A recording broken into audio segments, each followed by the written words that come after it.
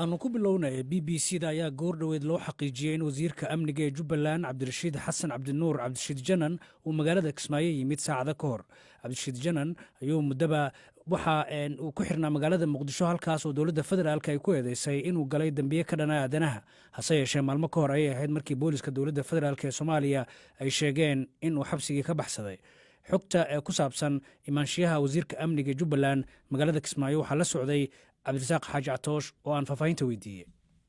Cabdifataaxow goor dhoweyd ayaa naloo xaqiijiyey in Cabdirashiid Janan wasiirka amniga ee dowlad goboleedka Jubbaland uu yimid magaalada Kismaayo sida ay noo sheegeen ilaha xog ogaalka ah oo ka tirsan dowlad goboleedka Jubbaland iyo meelo ka baxsan maamulkaba. waxaa naloo cadeeyey in Cabdirashiid uu ku yimid safar xagga badda ah oo uu ku soo gaaray maanta magaalada Kismaayo.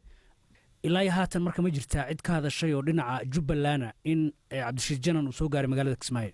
waxaan isku daynay inaan la xiriirno saraakiil kala duwan oo mas'uuliyiinta Jubbaland ah waa ay ka gaabsadeen inay wax war ah ka bixiyaan arrinkan. kaliya waxa la xaqiijiyay waxa weeyaan inuu yimid safar xagga badda ahna uu ku soo maray inta u dhaxaysa Muqdisho iyo Kismaayo. Atoosho waxaan ognahay in dowladda federaalka ee Soomaaliya ay maalmo ka hor sheegtay in Cabdirashiid Janan uu ka baxsaday xabsigii lagu hayay, marka faahfaahin intaa ka dheer ma hayna. maya lama hayo sidaad sheegtay oo maalmo ka hor ayay dowladdu caddaysay in Cabdirashiid uu ka baxay gacanta dowladda federaalka oo muddaba uu u xirnaa. intaa wixii ka dambeeyey su'aalo badan baa la iska weydiinayay, halka uu ku sugan yahay, halka uu aaday. saamayn badan baa xataa ka dhalatay baadigoobka ninkan loogu jiro, balse maanta saacado ka hor ayaa la xaqiijiyey imaanshaha iyo badqabka Cabdirashiid Janan inuu Kismaayo si nabad ah ku soo gaaray.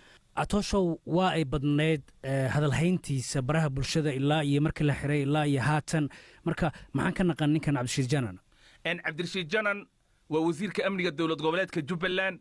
muddaba waxa uu ahaa xubin firfircoon marka laga hadlo gudaha dowlad goboleedka Jubbaland, gaar ahaan gobolka Gado magaalada Doolow oo uu ka soo jeedo. Cabdirashiid waa nin miisaan weyn ku leh marxaladihii siyaasadeed ee uu dalka soo maray, gaar ahaan gobolka Gado.